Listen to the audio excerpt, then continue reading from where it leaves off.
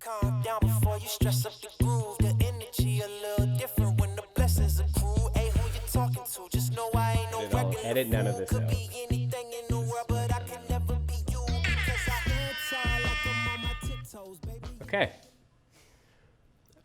Hey, team. I'm going to look at this camera uncomfortably for the next little while. Welcome to, I think, the 5th episode of whoever used to host the show, but the first episode of the Windmills Windmill Hour and a half, where I just talk about things that are on my mind and things that I think are cool, such as, and I had this thought actually a couple days ago, and I'm so sorry for the viewers expecting something with depth and integrity, but I was thinking about dogs. Specifically, they sleep a lot. And I was trying to figure out, like, how do dogs sleep so much? And then this is what the conclusion that I came to. And after this, we'll have some guys talk about some cool stuff, but this is really important to me, so we're going to talk about it first. If 1 year for a dog is 7 years for a dog, what's the math? Is that it? Yep. Yeah. I was like, okay, maybe one day for a dog is 7 days for a dog. And so they sleep like a week's amount of sleep in one day because it's really a week amount of time. I'm going to write a paper on it. It's going to be called Dogs. Why do you sleep so much? Since we last spoke, a lot of things have happened. It's still February. It's still a really important month. Black lives still matter very much. So if you're in it for the clout, step it up. We've had a lot going on in our community. We've had a lot going on in a lot of communities. I know we spoke on it last week. I say we because it's my show now. But it's an important conversation to keep having and to keep challenging your friends on because it's easy to kind of let it sit in the back of our minds and kind of get stagnant. But these conversations are tough for a reason, and I think that's where the growth happens. Tonight, I know Sean and Paul are going to talk about it a little bit more. They've got something really exciting coming out shortly that I will not talk about because it has nothing to do with me. Aside from that, two really exciting guests that I love very much and I'm inspired by incredibly. And probably more talking of dogs and why they sleep so much. But this will probably all get edited out. If it does, I'm very sorry. I know that it's really important to talk about this stuff. So what I'm going to do now, because they begged me to, and I'm here on a very high budget, they were really sad last time at the introductions. We all got these cool introductions, and they were just sitting on the couch. So I am going to do the inaugural honor of inviting my first guests of my show, the Windmills Windmill Hour and a half, onto the stage. So please join me in a warm round of applause at home or on your phone or wherever you're working and you're watching this instead of working. Sean and Paul, will you join me on your couches in your studio? Hey, it's really nice of you to come to my show. It's really good to see you. Thanks, guys. Thanks for having us, man. It's a pleasure. It is your pleasure. Sorry, it's your pleasure. Our pleasure, definitely. Hey, cheers to you. I know you guys do that in past episodes. We like so that. I wanna That's have a nice. similar Good to job, that. man. It kind Yeah. of sucks losing our gig, but Yeah, you thanks did for a taking bang over the job on that. podcast. Once was the apprentice, and now I'm the master. Totally. No, that's unfortunately, I think you covered everything. There's nothing left to talk about. Thanks so for feeding my ego. I think we're just really. gonna wrap it up and call it a podcast. No, that actually had my brain going for a second. I was like, yo. Dogs, why do they So, sleep yeah, so is it much? like 7 days to There's that some one? logic. Yo, no wonder they sleep so much. Yeah, yeah. But anyways, Where are I your don't know, notes? it's Get like rid of 1 them. year. I don't know that it's 1 year to 7 years. actually, I think it slows down to 6 years after a couple years. Okay. That's something that Yeah. just saying. Regardless, why do they sleep so much? I think that's the takeaway. Okay, Well, that's tight. Thank you for having us, huh? Hey, you're very welcome. I know Yeah. you guys have more important things to do. Just kidding. Mildly. I You know? do. No, that's nice. People, my reputation in this town is just every week I'm on, people are like, man, I thought he was cooler, and he's just proving himself to be. You're going from like this. Do I need to make it about music and looking really cool, or is the podcast my new thing and the rest can just go fuck Renaissance itself? man. Yeah, you are. Yep. Bunch of Renaissance men on today. Very true. Yeah. So that's gonna be fun. Yeah. Hang on, before we get too far, can I Sure. just own something? Yep. Oh, man. You can. Everyone who saw last episode, I came out myself a little bit. We started talking about, money and football, and I got a little bit It was Super Bowl. braggadocious about it. And I just got to own it. I was wrong. Paulie, you were right. Windmills, did you bet I on was Tim? wrong, so this is good because I said Kansas City was going to win, and I put $20 on it. Yeah, so we were wrong, and I just think it's only right to admit it and put my money in the jar. Okay. And yo, you got the jar over there? jar, Let me yeah. just do that right now so we can get this off my We'll get some chest. little snippets of that Yeah. in the Maybe Powers. Yeah. Oh, you don't need to bring it back. We all got the receipts. We all saw Just what a happened. callback. Yeah. But this is good because I think I have mine too. Oh, so sweet. I was all talk, and I thought that Tom Brady was too old, and Hey, fucking Tom Brady. But congratulations, there you go. Tom Brady, on He another did it, one. yo, retire, yeah. I won't. Bring I up was the happy second to see quarter. him belligerently drunk during that boating parade thing. That was fun, I actually. mean, he does deserve it, but it's also just like Tom Brady's a guy you I love think to that's the watch. confidence of like 7 Super Bowls, though, that you can just like throw a trophy. Or the and drunk- just, yeah. but Dude, it's if both. he had dropped that and that went to the bottom of the ocean. Imagine how many of them would've just would have just dove right immediately in. dove. Wow. But that's some balls, boy. Yeah. Yeah. And just so there's the winner's circle, just so everyone knows, we're all going to decide on where this bad boy's going, but it's going to charity regardless. So that's always nice. Yeah, no, that's good. So I look forward to see what you guys decide to do with that as Yeah, winners, yeah. as part of the deal. Mm-hmm. And Fair enough. yo, That had to happen. speaking of charity, I think most important as we were talking about what month this is, Black lives still matter, it doesn't, it's not just for the month, they don't expire. Yeah. So one of the things that we did, we kind of alluded it to last podcast, was we were going to be doing some t-shirts, right? Mm-hmm. So Paulie and I did some t-shirts. Yeah, we yeah. rep them today. Yeah, obviously. So you guys Stuff check them in. those out, basically $25 from every $40 sale going to charity. All profits, all proceeds are going to charity, to Campaign Zero, to ending police violence again nationwide. So that's a big move. You guys can check that online. That's something that means a lot to us. As we talked about last episode, you put your values up, but do you show what your values are, or do you just talk about them? So for us, this is big for us. We'll have some more things later in the episode that we really want to share with you guys, which are special to us too. So It's nice too for people who are questioning, like, how do I get involved, or how do I make sure I'm getting involved in the right way? Yeah. Totally. I mean, this is a beautiful thing. Like, so many of us in the community know this money is going to Campaign Zero. You've done it 2 or 3 times now. Yeah. So Yeah, it's exactly. an easy gesture. Yeah. And I shouldn't say it's an easy gesture, but it's something like if you want to get started and you want to get involved. Yeah. It's a great, easy way something to kind of do. donate and And you know it's contribute. going to the right spot. Exactly. As well as the shirt alone, just wearing it. Ideally, that raises awareness or maybe a conversation as well. Like you're talking about, we got to keep talking about it. So, That's the thing. just being like, yo, I'm wearing the shirt, little things like that all contribute to the cause. So just doing our part. Yeah. And check it out online. It's gonna be dope. One more thing. Yep. Sorry to be this guy. This guy surprised me with the crazy. We had our 1-year anniversary, but there was a little birthday involved. Our 1-year anniversary Yeah. fell on his birthday. Yeah.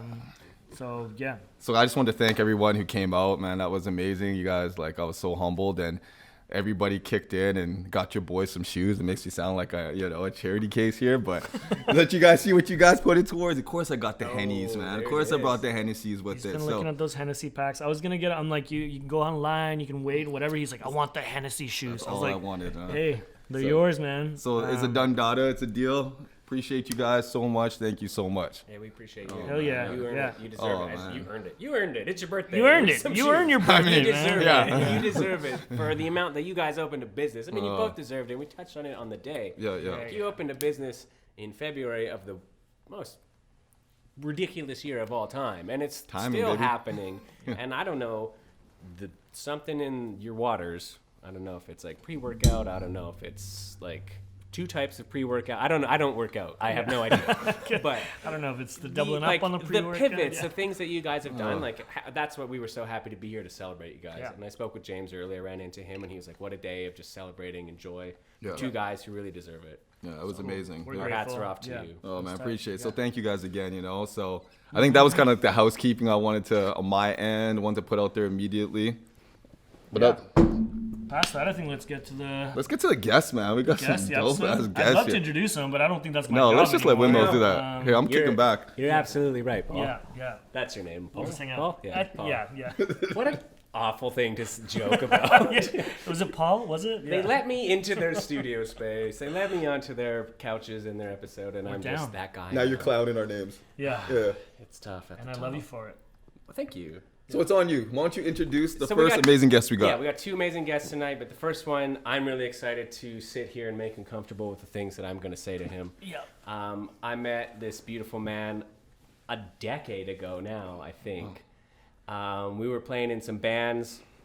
Our band names both started with a W, so right off the bat, friendship. Pretty much. Best friends. And it was amazing to see this kind of meteoric rise that his band had in the music scene at a time when the music scene was struggling, and the ability to bring so many people together for so many good reasons. And then from that, he's pivoted into this incredible DJ, and even further than that, beyond the music, I've watched him kind of explode and grow as this beautiful filmmaker and videographer. Music videos, documentaries, all different types of like marketing and branding. Like, it blows my mind. He's a guy that I see what he's doing and the caliber and the level of work that he's doing, and it's like, I got to get back to work. There's work to be done here. He's setting the bar. When I feel good about what I'm doing, I just look at what he's putting out and I'm like, okay. Don't feel so good anymore. Get back at it. What are you talking about? I'm talking about me, actually. No. I'm talking about Aaron DeSilva. If a name probably synonymous with most of us, if not all of us in Kelowna. So, Aaron, get your sweet ass out here, baby. All right. There he is. Looking just zen as always, which is my favorite thing. Always zen. Always zen. Wow. I was about to say something. I mean, you can. I'm excited that I told these guys to look into you, because what you're doing in the community is amazing on so many different ways. I know we've worked together a bunch in some wacky ways, and we've done we've had some fun. We've had some fun. Yeah, I think But I would love for you guys to just ask him some questions, get to know him more, because I'll probably jump in and say that there's more to know. There's more to know. Yeah, I was gonna say, like, actually, know you pretty well by now. I'm gonna stare at Aaron and just be like, yawning. There's gonna be memes made about tonight. Like, when we were talking about you for the episode, actually, we were just saying, like, man, we've heard this guy's name like ring so much, through. dude. Like, I mean, through our buddies like Jordan Powers and Ben Arcega and Okanagan Lifestyle and B&A, just different people in different circles who've just kind of been hearing your name ring through. We're like, okay, like, kind of know a lot about this guy, but I also don't know shit about this guy. So just knowing that you guys all knew him, it was really cool to kind of just say, like, hey, like, what do you think he'd want to pop in and have some words? So really happy to have you on the show. And I'd love to honestly get to know you a little more, a little deeper by the end of this, so that'll be tight. But man, what I gotta say, man, this guy's like got the city in a headlock. It's like, I'm not gonna lie, bro. It's like you got Kelowna and you just yoking it up, man. Because I swear to God, like, I see, it's like it could be branding, it's videography. I'm dealing with dudes that are like, yo, I did pretty cool on video, but if you want to see dope video, check out Aaron DeSilva. You know what I mean? And hearing that you played music, like, I'm hearing you DJ'd. Dude, like, leave something for some of us, dude. Like, what else do you not do, or what else do you do? Like, you got it in the headlock, bro, so please. I don't know, I love living life, period, so I'm always interested in different things. I've never really been much to, like, watch TV or game or do any of that kind of stuff, so a lot of my energy gets put into, like, the things, like you were saying, like, DJing's kind of been my, like, video games or like, even growing up and stuff, like, you weren't really no, not really. No, not really. I think it's funny how much that can, like, make a difference. And I mean, it's whatever you're into, right? Totally. That was just my thing. And then like, I loved throwing parties in high school, so that sort of progressed into the, like, festival or whatever, like, events thing. And DJing, same thing, like, you get a feel for people and, like, what music kind of makes you feel a certain way, and then you can kind of curate that and do it. And it's just things that kind of have been lingering through my life, and there's a similar skill set that is between music, filmmaking, photography. It's just grace and, like, listening and being able to, like, have some taste and sit back and, like, be empathetic with people and, like, regurgitate it into whatever medium or art form that you want. Finding your own kind of, like, fluidity throughout. So it's the same. And I've been asked that, like, how have you done all these different things? Well, it's a similar skill set that's applied to each one. It's just it takes a little bit of technical know-how, but it's the same, like, feeling that comes through. I like that. That's dope, because I feel like I share a lot of, and I mean, I can't personally say that I, like, have transitioned into so many different creative outlets, but I feel like a lot of the people that I do relate to on a certain level, it's a similar vibe where it's like, man, like, we both get it, and we both know how to do this thing. I just don't know how to do what you do. You know, you don't know how to do what I do, but it's like I know. I don't know. He might know how to do it. Yeah. Well, that's what I was talking to Aaron about that. Yeah, I was like, he might know how to sew. Yeah. He's probably a fashion designer. He can sew something. Yeah, has a shop. But it's cool to kind of see how, like, you're right. There is a certain skill set, or there is a certain kind of like grace, as you put it, that kind of comes with just learning a new trade, but learning or knowing you kind of already have what it takes to like make it happen and work. So it's dope to see that you're just down with dabbling in so many things. I heard you just say festivals. That rung a bell. I know you did something with like the BNA Fireside. Yeah. Fireside Festival. That was your baby too, right? Yeah. Yeah, which is sick. Are you probably a little sad? What? Like it's been 8 years now. It would have been, yeah. Would have been, yeah. So you did it for 8 years, or 7 years? This year, it couldn't, obviously, but cool. So is that kind of on the back burner ish pending? Yeah, it is. I mean, grateful that I had the chance to have the 7th year, because I kind of skimmed in right as COVID became a thing. Yeah. So we just snuck in there, but yeah. And I mean, yeah, it's a good size event. It definitely like has a good impact locally in Kelowna. Totally. I just have a lot of it's really hard for a lot of event producers who do that on a larger scale with the way that things are right now. So what was kind of just even like I didn't get the chance to go, but I've seen a few like videos, and just I know some people that have gone, so I was excited to go. Obviously not this year, but I'm excited to go one of these years. But what was kind of like the vision in it? It seems so like cozy and dope. The vision behind Fireside is inclusivity, and just like making sure there's like a wide representation of arts and culture in Kelowna. So cool. Okay. We really try to bring in different genres and vibes and ages and demographics and different we had the visual artists doing that live. I had a magician walking around. This year we had the hip hop. It was wild. We had like a hip hop event. We had an acoustic event, and like the acoustic event is sit down and it's family friendly, and there's seniors there and stuff, and then you get the Saturday kickoff at BNA, which is hype and DJs and whatever, and it's a younger crowd, and like you just kind of it accommodates to a lot of different people. Nice. Yeah. That sounds like something I'd go to. Yo, I got you guys will. You guys should. We'll be there next time. Oh yeah, we'll be there. We'll be the Grey Hearts. Yeah, we'll be there. When you guys we'll host something. Renaissance. We would love to be part of it for sure. Yeah, in more ways than one. Yo, I gotta say something about this dude already, man. Like I'm just sitting here and I'm listening to you talk about what you do, and then as I say often, simple isn't easy, right? Simple and easy, but the way you present it, it's like. It's simple, you know what I mean? And like it makes you wonder. I'm like you said, okay, I transition this to this and this.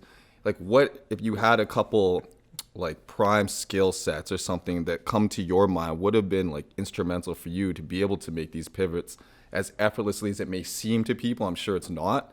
That's one of the laws of power. If anyone's read the 48 laws of power, you know what I mean? That was one of the ones that I always stuck in my mind, is let it appear effortless when it's not. So when I see you and it seems like so smooth in the back end, what's been instrumental for you on that tip?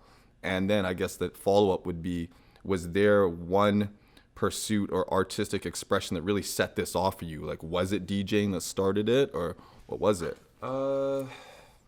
Well, the skill set is exactly that. It's simplicity. My mind is extremely efficient.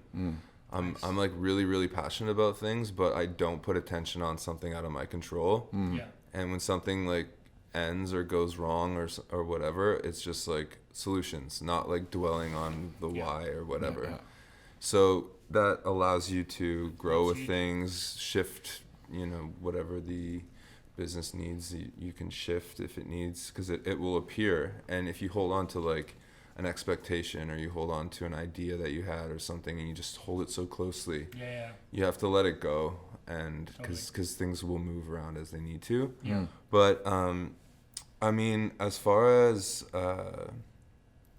the specific art or whatever that would have brought that on, playing as a bass guitarist in a band was a very humbling experience, because you know that you carry a lot of weight in the group, whether it be songwriting, booking tours, making merchandise, branding, like all the things. That's what you're doing like, too. You did the merchandise too? This guy. Doesn't stop. It's embarrassing for me. You don't do your own merch? No. Yeah, well, obviously. He's like, I don't got merch, bitch. I don't have merch anymore. Come on. Yeah, but it's like you're in the background to a lot of people. People who know, like people who know a bass player, Right. they're like, But it's underrated like, a I little see, bit. Yeah. but like not most people don't. Most people see the singer, they see the lead instrumentalist, Right. whatever. Yeah. So, but you need to play that role, and you can't be an asshole and start like being stupid on your instrument trying to get attention. You have to hold it down. Yeah. So like, there's a really humbling like lesson in that position, that it's like, I am cool with like holding it down and knowing that I had a part, but like I don't need my face on it, and I don't need people to give me the recognition. Totally. So it's this like really cool place. So that kind of played a role through like the event, like Fire. A lot of people still don't know that that's my event. Right. So I like play background, and Secret's I'm fine out, with though. that, and I let other people come up, and I have a host that like has the face, and you know what I mean? It's, Yeah. So you're down with, well, for one, I mean, you get to the root of that, and it's just it's letting go of the ego, right? Yeah. And not having, and maybe that's something that like being a bassist kind of, you know, give you the opportunity to be humbled and in different ways, but you let go of that ego, and then you spend a lot less time and energy chasing the clout or chasing the you know, the love and the affirmation of you're doing a good job, when really it's just about being like, do you want to get the job done, or like, is there a result to be finished here? And you're more of an A to Z guy, where it's like, what's step one, what's step two, and being adaptable to it, but not being like, you know, so stuck to all of it being emulated in Amazing who you too, and are. I'm really glad that you said like playing bass was a humbling experience for you, because I feel like if you ask anybody in town, like, hey, could you describe Aaron? Like, humble would be at the top of so many people's list. And it is wild because you do have that pulse of that and everything you touch. And I think that's really inspiring for me, because being a bass player, like, you're carrying the sonics, you're carrying like the pulse of that band. Being a videographer, like, yeah, you're going to create and produce an amazing video, but whoever it's for sometimes, like, it's overshadowed. The director is often overshadowed. And then even as a DJ, like, you are reading the room to give the people in that room the best time and the best experience they can. That's your job, yeah. And like, to do all of that and not get caught up on the ego or like what is out of your control. And then to throw an event like Fireside. Like, Fireside started in your house. At the first one, it was just, it was a Sunday for all of the musicians in town to come play a couple songs and get to see each other, because we never had an opportunity to. Yeah. And then it grew and it grew and it grew and it grew, and you could be like walking around like, yeah, man, I throw a Fireside. Like, you want VIP tickets? Sorry, That's how you dude. talk. Yeah, well, that's how I would talk. Yeah. I would like, you have a big gold chain. Like, He walks into Greyhearts and he just changes his tone, period. Yeah, Just gets drippy. As soon as he comes in here, man, it's over, Just- man. I'm Yeah. not gonna apologize. No, Yeah, don't. I got you a Yeah. show, bro. No, He's but you're vortex. right. Yeah. I mean, it's Vortex, yeah, it's another it's the wind chimes hour, chimey times, but it speaks to you incredibly. So I think it's important to recognize that, and like, cheers to you for being a badass. Yeah, Hey, 10 man. years Yeah, into the game. 100%. Cheers, man. Cheers. I see a lot of Aaron's amazing qualities in you guys, and I see a lot of your skills in Aaron, and skills I don't have, like sewing and being cool. I don't have those. So But another one I just wanted to mention quickly, and we can move on from that as well. But I think a big one is just, and the easiest way to say it is just being on the pulse, you know, like, so for one, having that taste you were talking about, but then also just knowing where to push and where to kind of like lean your kind of focus towards. And I think that's something you kind of like are pretty on point at, is just being on the pulse. And I think that's something that it's hard to be taught, and it's hard to kind of get an education in that and kind of like find it. You kind of just have to put yourself out there and see if that's where you're good at, you know, like, because being a director, being a DJ, being, you know, like videographer, things like that, I think you kind of just have to, people have to know to like look to you when it's time to kind of like be like, oh, like, let's hit it, or like, this is the vision, you know, like, so wrong, or they're worried, and it's just like, that's a lot of pressure, and So a I- lot of people can crack under that pressure. I mean, you got your famous saying about pressure, and I won't butcher it. I won't say it's mine, but you know, we can pretend. Okay, cool. We can I thought pretend. it was yours, but Yeah, now pretty it's much apparently is there's at a this cool point. saying out well, there. what is it? pretty I don't much think is. anybody else heard Man, it. pressure bust pipes to mix diamonds. You know that one. I know. There it is. That's the one. Yo, can I gotta know, bro. Like, we're talking about the headlock. I know we talked about Fireside. And like I said, like when I go on my Instagram, I swear to God, bro, like I see your name more than anybody's. You know what I'm saying? And this is the first, like this is almost one of the first times we met, right? You know, that's that work. Like what are some of the other brands that you're pushing right now? Like I see people's like videos, Aaron DeSilva. I see in like content creation, Aaron DeSilva. The latest Windmills. Yeah, Aaron sessions, DeSilva. You know what I'm saying? Like I just seen a photo shoot, I think, today of like I think Rachel Fran or something, like Aaron DeSilva. And I'm just like, damn, dude, right? Like what else are you repping? What else is on the portfolio right now? This guy's like a mutual. What are you not doing? This guy's like a mutual fund or something. It's like a portfolio of every investment you should be making. Ask this guy what he's doing. And I guess a question wrapped in that is just being like, what is kind of your main focus these days? Is it like brand creation? Is it videography? Or are you dabbling in kind of a few things? I definitely want to, I mean, through my experience working with lots of brands and artists and stuff, I want to get more involved with helping brands from the get-go. So lately I've been working with a really cool brand called Microgenics, which is That's another one of the newer, like... Yeah, the other one I see today, I think, too. They're doing, like, the psilocybin microdoses, which is pretty hype, like, on the news and stuff lately. Okay, stop. Can you explain microdosing? For those who don't, I don't know if it means taking less, so I don't, like, let's explain microdosing. Yeah, so it's just like, it's like taking small amounts of psilocybin. So it's not like something you do recreationally. It's more of a wellness kind of more like mental a therapeutic health. side. Yeah. Because you were like, is that just like taking less? So I don't get, I was like, am I just not taking as much as I usually do get fucked or something? Like, and it's like, it just seems so much more constructive when I hear people talk about microdosing to what I think it is. Yeah. I was like, hey, cut that dose in half.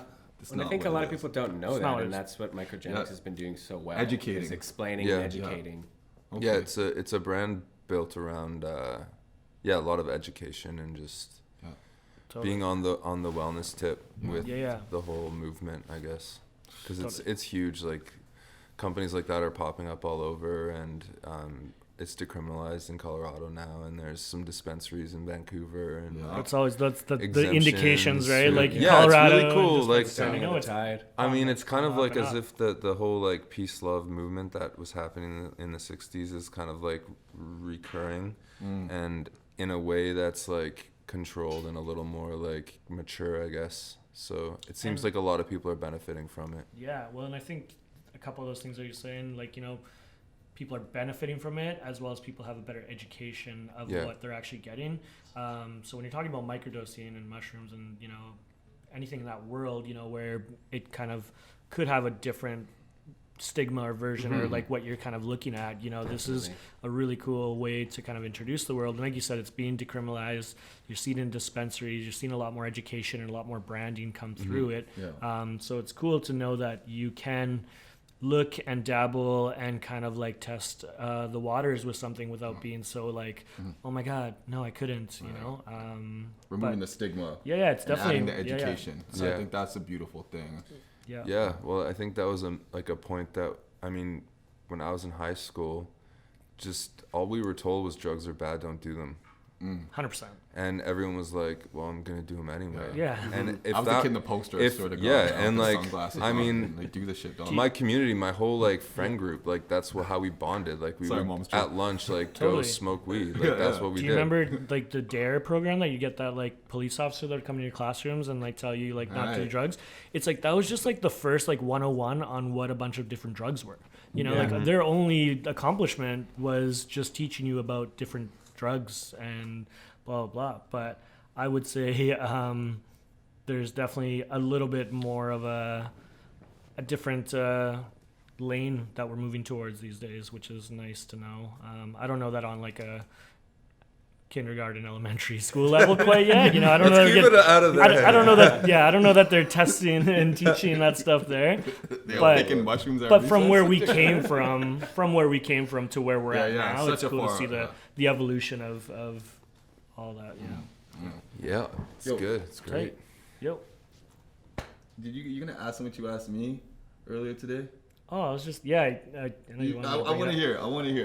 Because I was not hip to this shit. I wanted to know if you guys were switching gears. Yeah, but are you guys on or have you heard of Clubhouse? I've heard of it. Of course he has. Of course he yeah. has. Are you on it? Secret owner of See Clubhouse.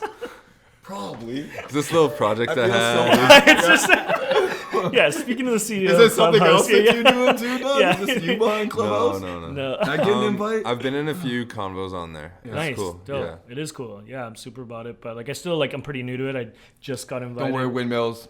You and me. I mean, it's now you're like bringing back like traumatic high school things. Like, Are hey, you guys on you're in a Clubhouse? Are Like, you guys hey, on Clubhouse? My dad is somehow. No, what?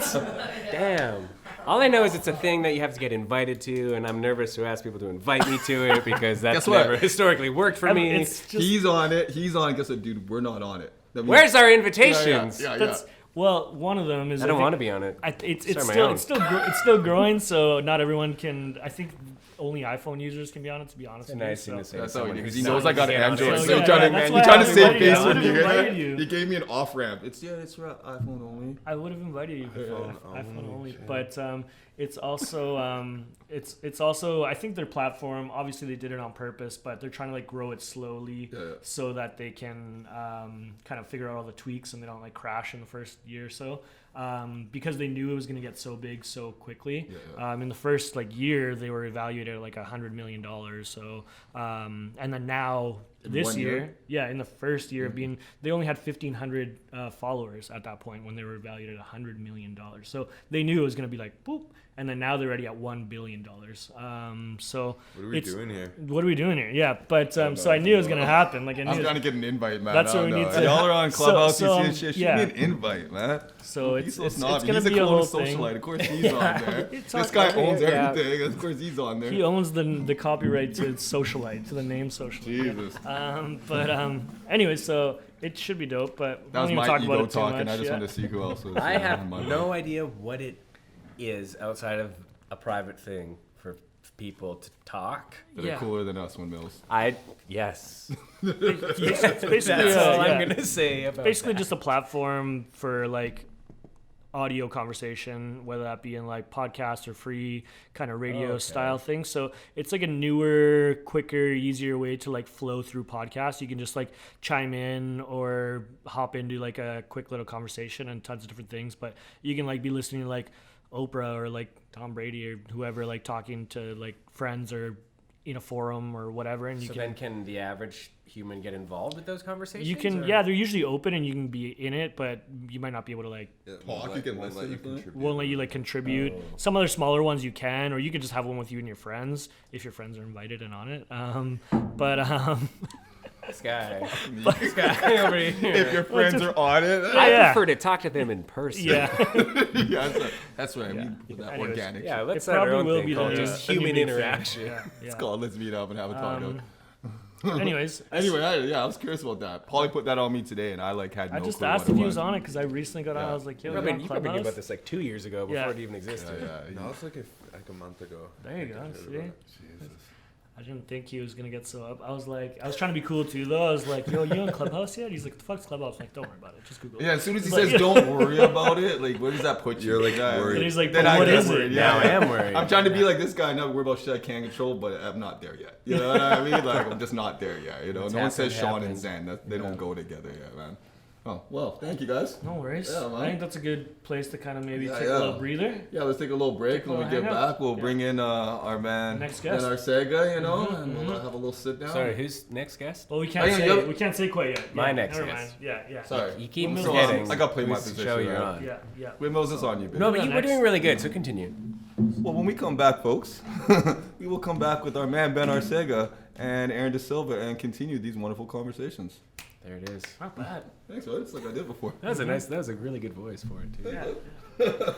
Too small, I got big goals, baby. Ain't where the money at. Look, I just need the info. Pronto, I go and get it, to split it with my kinfolk daily. And I'm the type of Yeah, that might good change little, my number on you. Outro Yeah, that's slash how intro you react when people before the tell break. us. So Yeah. just gonna get right into it and invite our man Ben Arcega to the hot seat. Can we get Ben Arcega to the hot seat, Lisa? Benny, Hey guys. What's up, brother? How you doing? welcome, man. Doing good. Thanks for having me. Oh man, we've been waiting for you to join us. Yep. Yeah, hell yeah. yeah. Do we need a mic check? We know how loud Ben talks. Yeah. Not too loud. Not too loud. Might get sit closer to the mic. I don't know, babe. No, yeah, I think We got we're playing with you, man. We're playing with you. Thanks for being on the show. Yeah, man, I appreciate you, man. Pumped about you. Yeah, You know how much love we have for you. Before we get too deep into kind of talking about you and Mushroom conversations- cake. Yeah. Some inside jokes on the intermission. But I just wanted to talk about one of the places that you've been working at, part-time, full-time, here and there, but just been part of the family for quite some time now. And I want to give them a shout-out because we actually got some beers that we're drinking from Kettle River Brewery. So thank you so much, guys, because these are delicious. And yeah, I don't know if you want to say anything about them, but also Provisions, which is the kitchen in Kettle River. They provided all the food today, and I didn't have any of the fried chicken, but I know you did. Dude, it came in with like, I don't know, straight up, I think it was like 8 half chickens or something. Like, holy fuck. Might have a couple I'm so happy carcasses right now, to man. show later on or something. But even the potatoes you're in were Those potatoes were good. Yeah, Next yeah, level. legit. Went Next to level. Rosemary. Yeah. on point. Yeah. But Ben, before we dive into you, like, do you want to give a little shout out to them Yeah, or anything you want to say? Shout out Kettle River Provisions Kitchen. They've been amazing people to work for from the get-go. I've been working there for like four years now, and Dope. amazing people in the community, cook fantastic food. It's a great vibe in there. Yeah. Glad to call it part of my home, and yeah, Sick. so much respect to all the people over there. Cool. Yeah, right Cheers on. to them, because Yeah. we're pumped on them. Yeah. Pumped on you. So And cheers to Ben. respect. Yeah. Cheers to our man Cheers. Aaron for joining us Glad for to another be here, segment here. guys. Appreciate Yeah. you. Pumped. Yeah. I was gonna say, man. So, one quick thing about that, I'm just guessing the way you talk about them, they must be really supportive of your other ventures, and because we know firsthand. I mean, you guys see this every time you look at our set. Ben painted this for the shop, like next to, I think, was the couch here first? No, I think the painting was here first. I think the painting I was think here the first. painting was here first. I remember Ben before we even opened the shop, yeah. period, and I had met him and just kind of knew of him a little bit, but I just kind of just asked him if we could maybe have like a coffee, and he wanted to come check out the shop. It was a blank canvas in here, like the mural Yeah, and it was hideous. the shop itself. Yeah. It was But awesome. so that was already a fun conversation to just be like, we already knew like day one, not even day one. No, Like, Paulie already said, like, before we were working on the business plan, he was like, I already know who's gonna paint the mural. Like, your name was like in the business plan as we did it. So it was a thing. Yeah, so we've been about you since day one for sure. Yeah. Can't believe that was just a year ago now. Yeah, Like, even that- more. Because I remember you Crazy finished almost year. right before New Year's. Like, it was 2019. You had pretty much finished on the eve of New Year's for 2020. And I guess what I almost said at that, and the reason I pivoted that was like, how supportive have they been in your pursuit as you continue as an artist to continue to do work and to turn it into like an actual legitimate revenue stream and to be able to provide for yourself, but yet to still be able to maintain this relationship? Like, how difficult is that to be an artist and balance these things? Yeah, Kettle River was the first spot post-university that allowed me an opportunity to paint a mural on their business and bring my work to the community outside of university. Yeah. What did It's you take in actually- university real quick? Sorry? What'd you take in university real quick? I took my BFA in visual arts. Totally. So this is literally your field, right? Like this is Yeah, it was one of my profs who lined me up with the owners of Kettle River. Kind of similar story. Like, they were just opening their business, and Right. they were looking for somebody to do a mural. So it was pre-opening that I connected with them, and since then they've been a great hub to curate artwork for the community, as well as show my own work there and connect with lots of rad people. Yeah. Cool. Makes you wonder how, from my understanding, you guys have known each other for a little while as well. It's been a hot minute. Yeah, hot it's been minute. a while. Do you guys want to maybe shed any light on the origins of that, and also I'm guessing you guys have probably done some projects or something together, and I bet you they're fire too. So do you guys want to maybe touch on something? Fill us in. I don't Yeah, even think yeah. we're privy to it. Yeah. Well- Aaron, go ahead. No, it was at like live shows and stuff. Yeah. I mean, we were just kind of seeing each other at you know, whatever Similar it may circles, be. yeah. At like our shows or at other people's or whatever, we'd see each other and kind of like figured out what we were doing and stuff. And there's always just been this sort of mutual respect for like our craft and Totally. how we were, you know, and it's really cool because like you were saying, when we met, you were just starting your program and like I had just moved here and played in this band.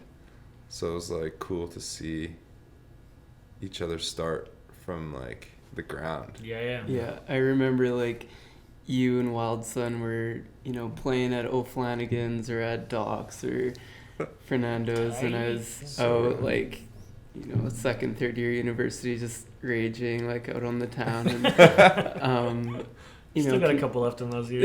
Yeah, a couple from of what I those years understand. Remember connecting with you up at campus, like in one of the beer gardens or something, and it's talking about music and visual art, and just it's almost a decade ago. Yeah. Shit. Crazy. Yeah, it's wild. You guys both been in Kelowna that long, or I mean, you're from here, right? Calgary. Yeah, Calgary. Another Alberta guy. My neck of the woods, Yeah, baby. yeah. I'm like 8 years. 8 years. Yeah. 8 years here. Yeah. Yeah. So almost 20 a decade though. Like 2011 moved Yeah. here, so Cool. Yeah. So you guys have seen Kelowna grow quite a bit in terms of, I mean, you guys being part of it too, part of yeah. the culture, part of the Yeah. creative kind of portion of what the city has to offer. So you probably have a little insight of what it looked like a decade ago to what it looks like today. Is it where you thought it would be? Is it going faster? Is it going slower? That's hard to say. I mean, you don't really think about it when Yeah. you're in it in the True. moment. Yeah. But looking back, it's cool to know that you're in a city that's like large enough to support it, but small enough that you can like make an impact as an individual. Yeah, Yeah. still grassroots enough that it's like up and coming, and you can be like OG. Yeah, in but you it. still have opportunities to come and like, you know, Mhm. showcase like the murals that lots of people Totally. get to see and stuff. It's good. Still small community vibes. Yeah. totally. Yeah. So, Yeah, I mean, pre-pandemic, thinking about like even last Fireside Festival, seeing the pinnacle or the peak of like that festival and arts and culture in this city, in comparison to 4 or 5 years ago, like Right. so many crazier events happening, or you know, that were happening Yeah, before. yeah, it's come a All long way. considered. Yeah. Yeah, people are stepping it up, Yeah. and yeah, with events that are popping up, and there's more like people throwing shows at the Black Box Theater, and like Yeah. there's some hip hop culture happening, and Big time. Yeah. A You know- bunch you know of young what I guns mean? doing hip hop right now. yeah, they're killing it, and they're Mhm. like dope, Yeah. and making videos and Yeah. recording music. It's actually and- cool to see a lot of those young guns just like the ambition and the drive, and just seeing them push so hard, because man, like their next like level, like when they're like our age-ish, I don't even know what to tell you, man. Like they're gonna be on some shit. Yeah. Yeah. Aaron, can you have you been working on like many music videos lately? Any local artists that you've been working with? Music video wise, locally, I mean, we did one a few months ago with Jordan actually. Was that That man Jordan video Powers? was- Jordan Powers in the back. Yeah, he's So also got a seat in the headlock. All right, babe. Yeah, that one. I mean, Jordan came through this nasty vision that just he graciously asked me to help him shoot it, Tight. and we brought it to life, and it was dope, and it was with Cam and Kenny. Totally. Yeah. The whole Halloween, the Halloween theme, one. like, Yeah, that video. was so much man. We were just in Yeah. like stitches the whole time while we were shooting it, cause like Yeah. just laughing so hard, like getting these guys to act and like doing No these doubt. zooms and Yeah. stuff. Yeah. Yeah, it was so dope. They're like, I didn't know how to act. Yeah. Yeah. Get the talent there. Yeah. But that was a sick video actually. It was killed. Yeah, and it shows, right, when you have that like vibe and it's fun and just creative. And Yeah. everyone's a little uncomfortable, but so comfortable at the same time. Comfortable enough to do it. Getting these yeah. guys to act, like, Yeah. yeah, it's I good. loved it. No.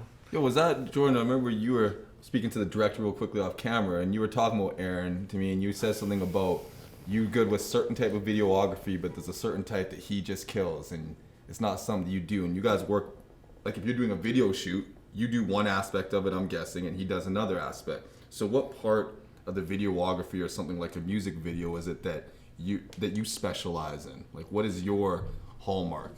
My specialty? Yeah. I mean, I feel like I'm pretty good at getting emotion out of people. Yeah. And directing, I I guess. guess. I get emotional. That's crazy. Yeah, just yeah. Is that you? I know I heard someone scream outside. I was like, "Is that Aaron? Did you just do that?" No, he just made it happen. Yeah. And I mean, Jordan's like nasty with lights and like vision and creative. Like, I mean, his whole like storyboard and everything and the entire like concept. Yep. Yeah, I mean, we've kind of like overlapped and interweaved in different roles and stuff, and depending on the project, it's just you got a chameleon sometimes and just Totally. Yeah. And listen to each other, because there's times where one of us will be like, hey, like we should probably fill in the blank, and then the other person's like another time like, oh, we should just da da da da, and you got to listen to each other, because if someone like feels it strong enough, you should just go with it. It's probably gonna be right. And we've done it both ways, and there's a bit of trust in there too that has to come playing off each other, and X amount of chemistry that is involved with that. I think we've kind of have a little bit of that with like collaborations that we've kind of touched on, you know, like some of the jean jackets where it's like we're like, hey, we should do something, and then as soon as you have an idea or two, we're just like, dude, if that's your idea, like let's run with that, because it's a part of it's kind of leaving the experts to their give space to the creatives to be creative. Sure. You know what I mean? It's like, I don't know, like you watch someone like, I don't know, Ink Masters, for instance, they go into a tattoo artist and they want to tell the artist what to do so much. And I'm like, dude, like you never had a tattoo in your life. Like let the man do what he does, the artist do what they do. And I think Paul and I have always been really passionate about when we work with creatives, just give them the space to be creative. Like maybe we just supply canvas and step the fuck back. You know what I mean? And so hearing creatives working together, it's interesting to see how you guys mesh your guys' talent, right? I'm assuming you guys have done projects together too. What's the first project that comes to mind that you've done with Ben when I ask you that? Like the whole like visual artist Fireside program was like started with him. Okay. Yeah, so he was like kind of the OG, like he was the first to step in and like step in and step it up. Yeah. That was that was back before B&A even had bowling lanes or an Airstream. Like that was when the top floor was much to think about, actually, much smaller than it used to be. It was just extra seating room. Yeah. I was just up there painting solo, like in the corner, and I remember Corey's like lounging on the comfy chair. Corey? Who's Corey? Windmills. The host. Okay. He's known Corey long enough. Windmills long enough. He calls him Corey. Okay, that's a long time, bro. That's a long time. Yeah, that's tight. But yeah, to participate in Fireside like 4 years in a row, and then last year to see it each day, like 3 different painters painting at the same time. I was up there with Nicole Young and Dylan Rainey. They're just like doing their thing right beside me, like so in the zone, painting for like. Does that get your competitive juices flowing, or do you just do your own thing when you paint next to somebody? Like, I think mostly just do my own thing, but like when I saw Dylan like just in the zone for light 3 a fire. hours, I'm like, shit, I better get to work. You're like, maybe I should open my paint set now. I should choose what colors I would like. That's dope. Speaking of painting, you just got a studio, from what you were telling me. You just kind of pulled up a space. Finally, I haven't had studio space since UBC. So congrats, man. That's huge. a big move, dude. man. I know that feeling of just wanting to be creative but not having the space to do it in, or even like, I mean, in my world of like sewing and just fabric in general, having to like set up shop in your apartment or whatever, and then put everything away so it's all clean, and then having like, you have to like, it's almost just like this big ritual of like bringing everything out and like getting your studio space ready, and then still having like the juice and momentum and drive to like sit there and do it. It's not like a light switch, that whole creative vibe. So it changed my game when I was able to have a space to just sit there and do it, you know. So I don't know how that works for you when having your own space. Does it change your game up? Yeah, I mean, I just moved in there February 1st, so Okay. Pretty fresh, yeah. pretty excited to see what's gonna come out of having that space in the next months. But yeah, like over the last few years, I've made it work, working at home in my apartment, just like setting up, doing what I can in the space I have. But with the changes that have come about this year, I was like, it's time. I need studio space if I'm going to take my work to the level that I want it to get to, and to, Totally. pursue that as a full-time thing. Yeah. It needs It's to be. it's a commitment and transition period too, right? Like I know you also are taking like a little less time off work and focusing a little more on the studio and like your actual creative and artistic like focus. So that's also kind of a big jump, and kind of like saying like, hey, I might take like a pay cut here, but it's an investment in my dream or passion, or you know what you actually want to do in life. So I mean, that's dope, but what does that look like? I know you had mentioned earlier even just like how to make art into money, you know, what is the business So of I'm the art? marketing side of the situation here, Yeah. and I mean, I know you work on marketing too. You know what I mean? And studios don't come free. You know what I mean? Neither does all the utensils, the tools, the materials you need. Or taking half, or going part-time in your day job. So I mean, it becomes a point where it's like, you got to find a way to turn art into money. You know what I mean? Or turn something into money to feed your art. And I guess both of you deal with that. So for you at this point, I think as Paul, I was really curious for you guys. Do you find, are you guys in a place where you're comfortable with the way forward? Do you still find these challenges of like, how do you balance your art with the pursuit of generating revenue to support your art? Are you kind of at a place where you've come to terms with it? Like, this is what I got. You seem pretty chill with your moves. You know what I mean? And I think you're doing a few things. But like, especially for you, Ben, you know what I mean? Like, we've worked with you and we know how intensive you are in your art and how much you have to buckle down on that.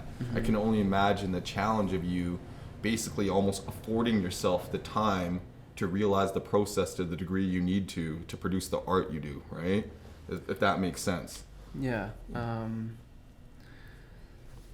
don't know, Aaron, if you find this as well, but in terms of monetizing the artwork itself, I find like if I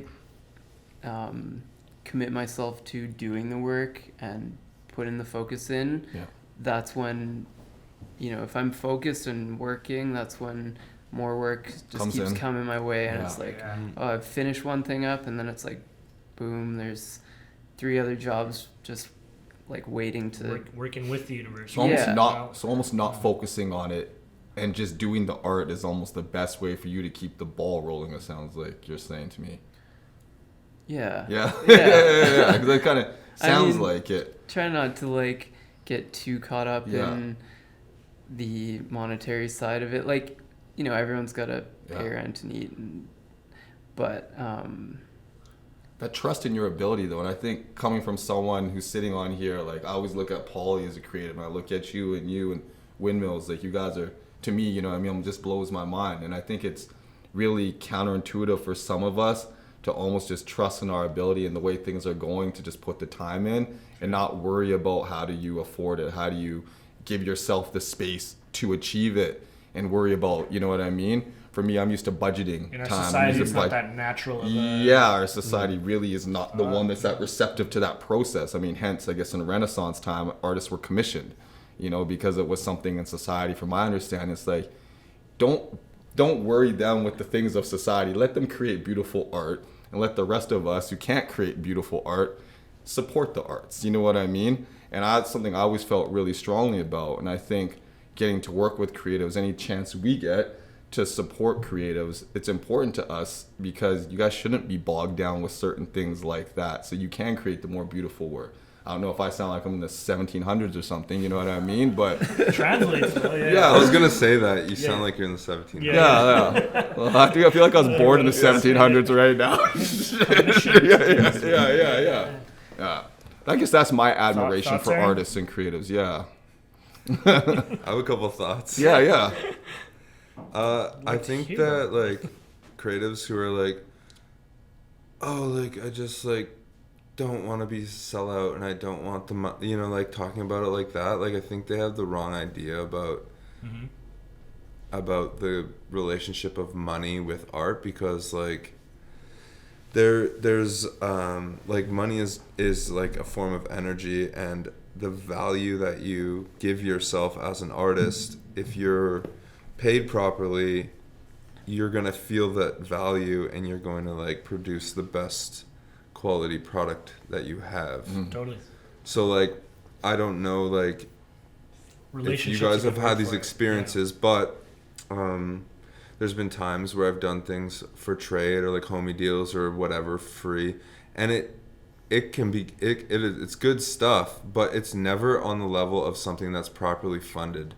And if you're like paying people, like if we have a team or something and everyone's getting I'm like, how much what's your rate?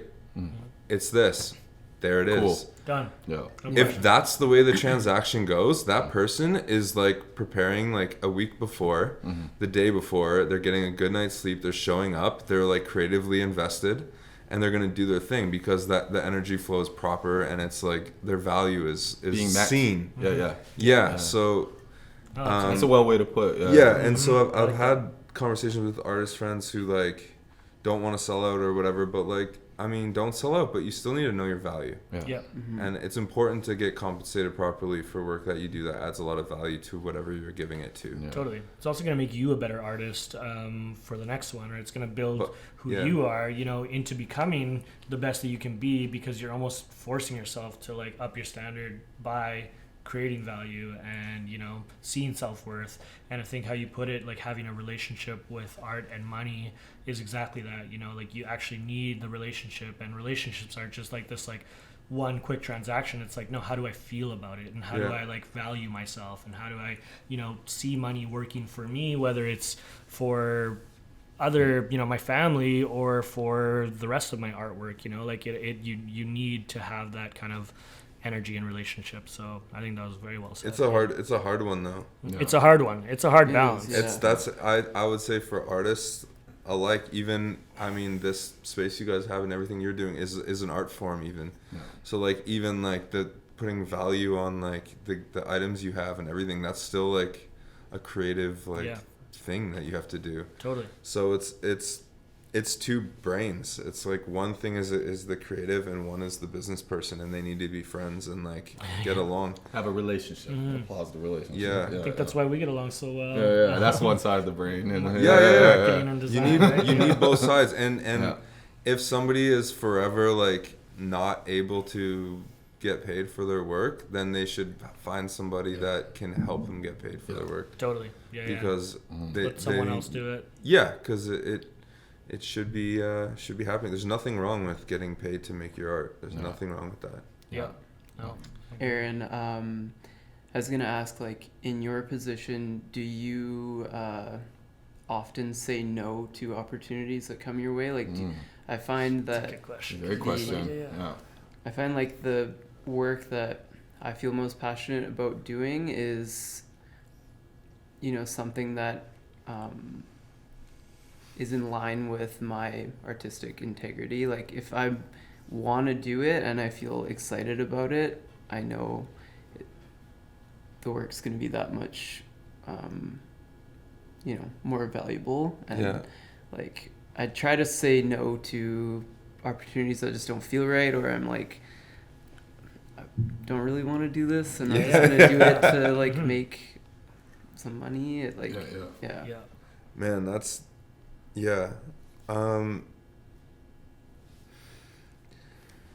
there are times that happens where like somebody will hit you up and be like, have some ridiculous that happened a couple days ago. Someone was like, oh, I'm starting a clothing brand and like I need a shoot. It's like 4 models, like 20 pieces of clothing, we're just starting out. I don't really have money, so we're looking to collab and like rah. And I'm like I get it. I'm not the right person to talk to, but I am happy to recommend. Like, Yeah. there's probably some students or somebody who's in Cato or something in the photography program, in the same world, who's in your on like the same. Because I understand you don't have a budget, because that's a real thing. You're starting a business, you don't have a budget. I get it.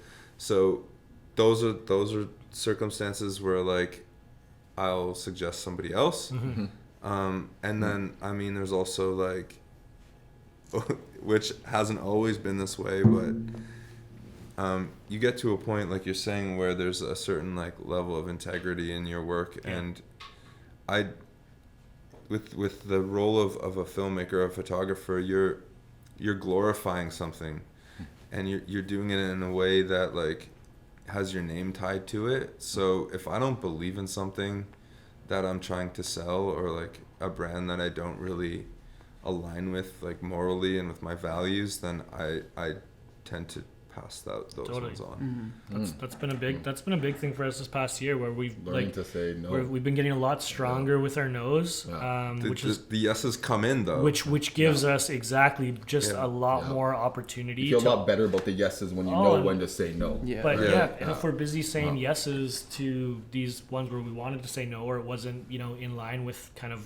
our standard or what we don't do no one no kind of favors. believe, it's not doing anyone any favors, because then you're closing doors on things that could have been yeses, or putting energy into be like, that was a yes and we did it, but like, man, we could have like promoted it, we could have like finished off with like a little campaign on this, and we could have like really built it up, and instead you just like struggle to even finish that because you're busy finishing up all these little no projects, Like, Paul, I remember the first time like you pitched the idea of doing a mural in here.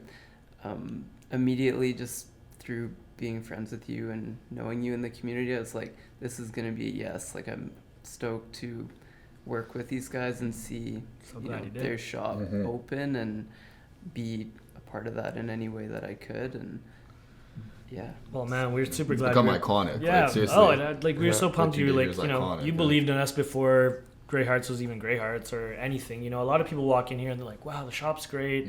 You guys are doing so many good things, and we really love, what you brought to the community.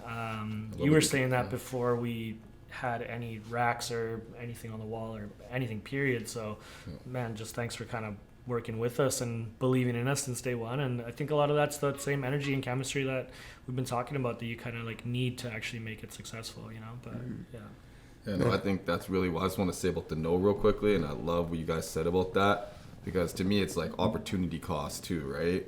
And when if you're busy saying yes when you should say no because you don't want to offend somebody, like you said, what opportunities are you missing? You know what I mean? And you take your life down a path, where in your own mind, your own heart, you didn't want to go, but you were too scared to offend somebody. And I think that was the big thing for us this year, is being like, okay, you got to swallow that one. You know what I mean? You're not trying to, it's not malicious, but you're going to take them down a path that they shouldn't be down either, if you're taking yourself down that path. You know what I mean? So hearing you say that and hearing you guys say that, like, that's been a big key for us. And it's something that it takes a lot of practice. It really does take, especially when you want to support people in your community. But like you said, it's not, sometimes it's a no and a recommendation of where it can be a yes. Okay. But you still understand where they're coming from. But. Yeah. And we've been there. We've all been there, and definitely got some no's too on the way up, right? I think we're gonna take another quick little breather because Jordan's telling me we need to. Well, that's all it takes right there, folks. No, short little break, and we're gonna kind of touch on the last couple of topics and wrap this baby up. Maybe have Ben go over some of the pieces he did for us. I think there's some cool stories behind those. Yeah, we should actually go take a look at that jacket. Yeah, let's do that. Sure.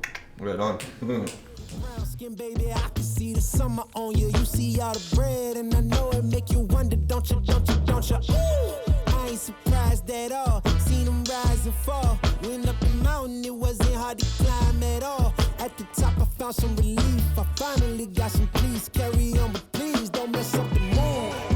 Yeah, I worked too hard for. Okay, I just want to start off by saying thanks for tuning in, and I say that now because we're about to bounce. We got a few other homies, or we got all the homies that were just kind of on the show. Maybe one or two extra special guests that they're just gonna kick it on their own, I think. And they got some shit they want to talk about, and we kind of just want to go and be part of the audience. Yeah, I think we're gonna switch seats and let and the just see homies how it ride goes, on them, man. Yeah, I think it's kind of a fun little mix-up. Yeah, you know? yeah. Keep And them guessing. I think too the guests that we have, they have such a good relationship amongst each other. True. That it'd be super cool to see them vibe and ask each other questions that we wouldn't even think about, They right? kind of don't need us for it. They don't need us. We're there for moral support. I'd say just give them like a little 1-2 on the Black Lives Matter again, because that's a little campaign we're gonna be dropping tomorrow, and by the time you guys see it, It'll be dropped in full flourish. Yeah. So let's do that, and then let's kick it. Let's bounce. Okay. Well, let me just introduce them, I guess, to the Black Lives Matter logo tee that we're dropping. Okay, these ones are going to be going for $40. All right, all profits are going to be going straight to Campaign Zero. It's a charity that we've been working with, especially since last year. Ever since really the BLM movement went hard, and we really want to put our money where our mouth was and really affect change and not just talk about it. We found that Campaign Zero really aligned with some of our values and the things that we wanted to see as far as education and policy reform to basically combat police brutality nationwide, right? So we're all about this charity. We're all about this charity. They've been Look great. them up too. Campaign Zero. You guys check them out. Check them out. So these tees, you can get them online already. You can come into the store. You can come check them. It said all profits are going to charity. Limited edition. We got the black on black. You guys, you want the tasting notes on this one? Okay, let me give you that, all right? We got a 2-print here. We got a little gel overlay with a little metallic fleck in it. You know why? So when the light hits it, it's going to sparkle for you, all right? So we made it real pretty, but at the same time, real subtle. We wanted to keep the black on black too, right? We wanted to keep it, and that's part of the message. That's part of the purpose. We want to keep that black on black, but at the same time, we want it to be loud when it need to be loud, right? And saying like it's going to be part of that message, I think it's important to note that as much as profits are going to the charity, I think just the wearing the shirt alone is also part of the message, the Conversation awareness, starter. conversation piece. Yeah. So keep talking about this subject, and Don't stop when February starts. That's right. This keeps going. It's been going. It keeps going. You know what I mean? And we need everyone's help on this. Any issues like these are human issues. You know, that's how I always believe about it. You know. Throughout this episode, you're also going to see a little bit of Ben Arcega's beautiful Huey Newton denim pasted piece. And I think in saying that, every one of these that you buy, and it doesn't have to be just these, but we're going to be selling raffle tickets with it. So the whole coat, which is kind of like priced at, I think, closer to like $1,200 at the moment. That's things for $1,200. Yeah, you buy a $10 raffle ticket, and Enter to draw. Your money's going to charity. Yeah, or you drop 50 on the shirt, you get automatically entered into the jacket draw raffle. That's what's up. So if you just want to buy the shirt, take a little memento with you, raise awareness, you get thrown in the raffle. Like we were mentioning in this podcast, that thing's going to be a framed piece of art. And once again, the money from that, we're going to be donating to charity again. So you guys help us out. We need your help on this. A lot of people need our help on this. Talking about it's great, so we're never going to talk down on talking about it. Awareness is necessary, but the next step is doing something after the talk. Action. You know? Yeah, action, please. Yeah. In saying action, I think we get ready with the next portion The of action, our ass is out of That's here, right. and we let the real stars of the show come Thanks for on tuning and do in, what guys. they do. Love you all so right? much, and we're just going to kick it. Enjoy the rest of the podcast. It's going to be dope. Welcome. Okay. All right, lock it up. Lock it up. Let's go. That's an intimidating thing to say to somebody, but it's my podcast, so get out of here.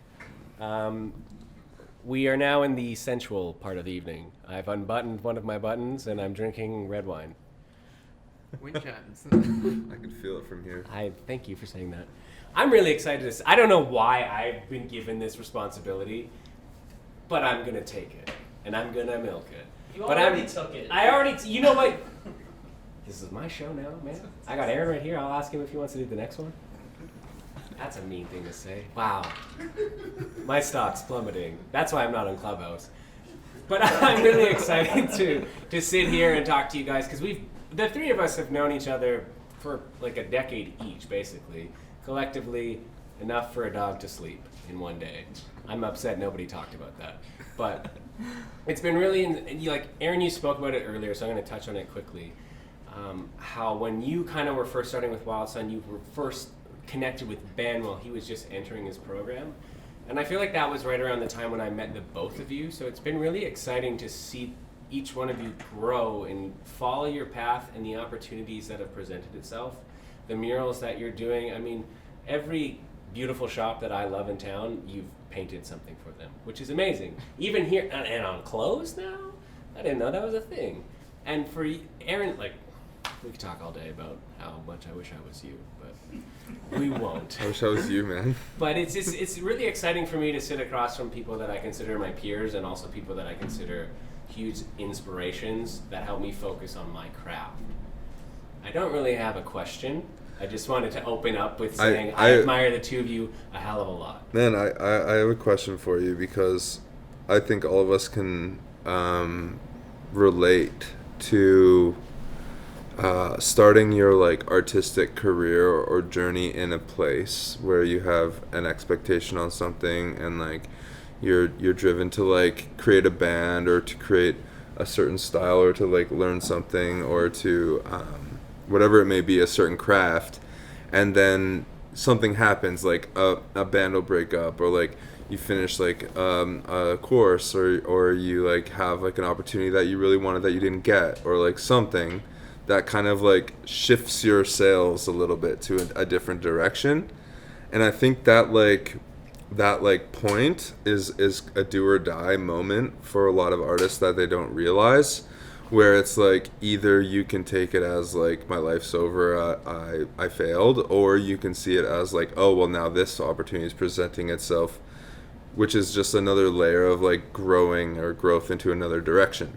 So that's a bit of yammering, but like I've seen you do that through like being a solo performing looper artist to like then getting more into production and working with other artists and producing your music and like incorporating the electronic side, and then moving into soundscapes and like audio, or sound design and like more ethereal kind of like backing tracks to, licensing your music and doing all that and finding all these different avenues. So what's it been like as an artist to but to pivot and like change your being focusing your energy on being like a front man of something, like you are your brand, to like changing to being into also licensing your music and doing that kind of stuff?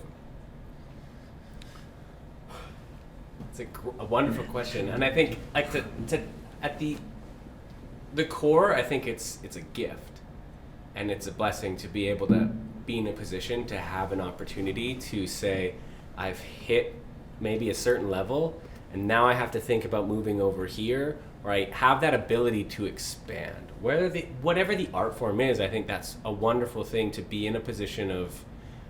I mean, you're the captain of your own ship, or you're in control.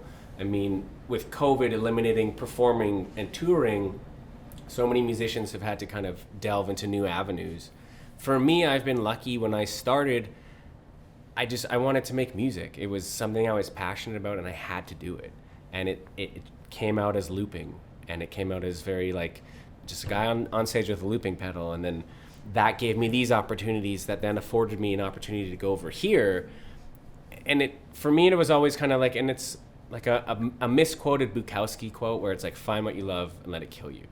And for me, that's always been the driving force. Like, I have to make music. I have to not necessarily perform for people, because when I am in front of a mic, I start to talk about how often do dogs sleep?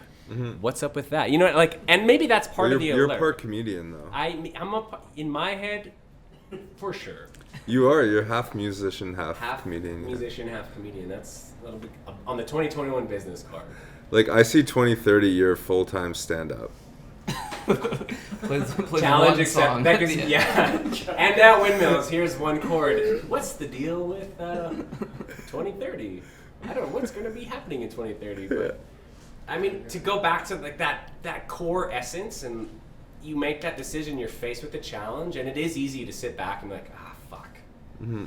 Gave him and I'm sure we all deal with it in like in writer's block or creative block, or for me, like I judge myself much harder than I would ever judge anybody else, be it a song or be it a direction. And I'm sure maybe Ben, like, not that you judge yourself hard, but we all hit these moments where it's like, is it worth it? Am I on the right path? Yeah. And it's huge. You just have to sometimes let go, and maybe that's the secret. you know what, what's happened or what's going to happen is going to happen, and there's no other option because it happened. So and what I do you think do with like that?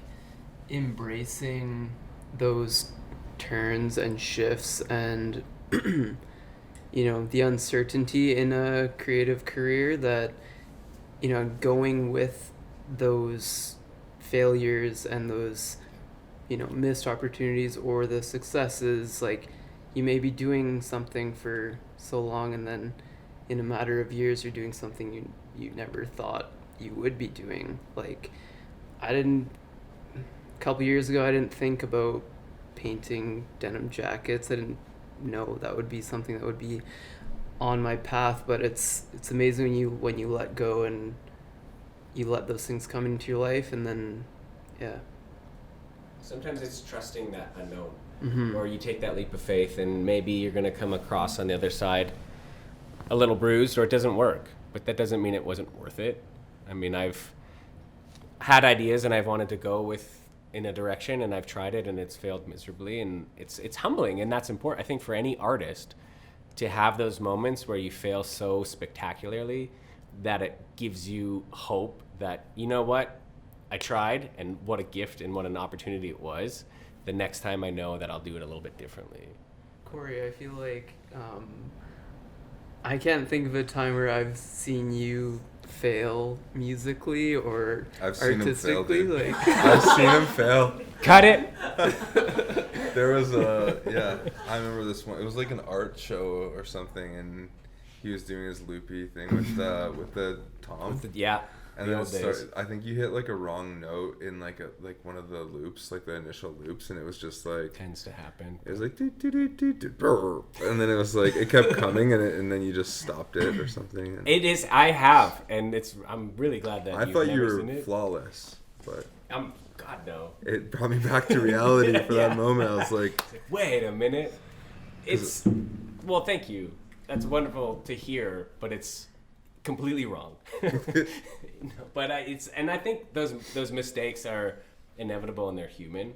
Mm-hmm. And I feel like it kind of goes back to what you guys were saying with being able to say no, and how that affects you, whether you know it or not. Like, sometimes you're presented with an opportunity that maybe you're not really excited about, but it could afford you more opportunity down the road, or it could, like the concept of selling out. I mean, sometimes you take those gigs where you get paid really well because it helps you to fund your passion project. Mm-hmm. And you're not doing it to be malicious, or you're not doing it for the money side of things, but it's just, it happens, and it is part of the evolution. But I just think sometimes failing or being able to say no helps you realize the power in saying yes, and when you're passionate about something, how far it can take you. yeah. One thing I was thinking about in the shower the other day was I was thinking, like, how do you define like the quality of like an artistic expression, right? And I feel like the words like weird or obscure or like different or those types of words can quite often be like part of the scale of like how good something is artistically. But I was thinking about it, and I noticed it with you two guys, that the answer that I sort of came to was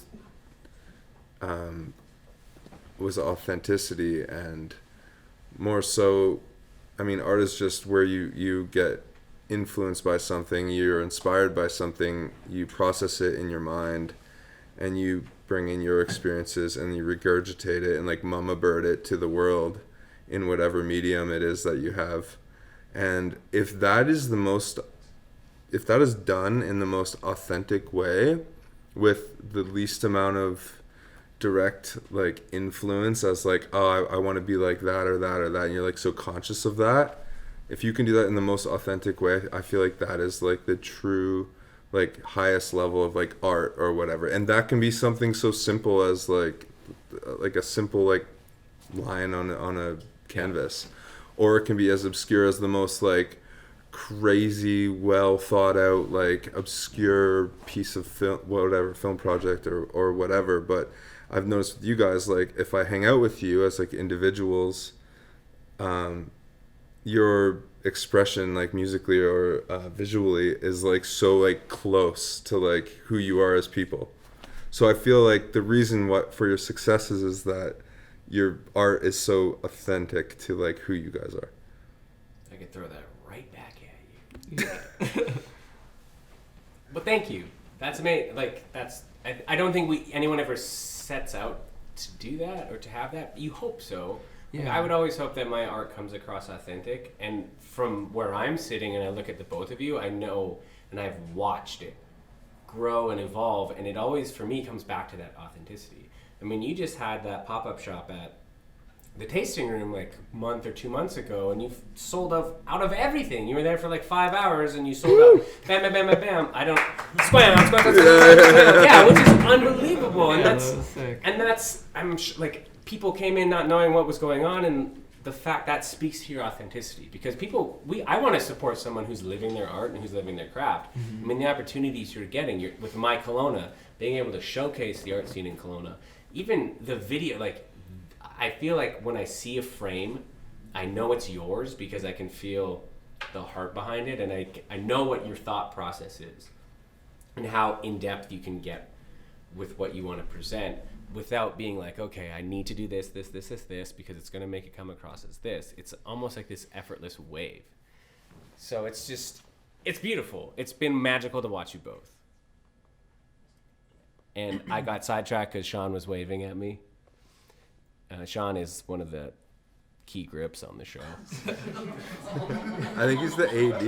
No, the AD, yeah, he's I'm double dipping key grip and AD, bro. They made the mistake of being like, you want to have the spotlight? I think like when it comes to like working in the arts and staying true to your craft and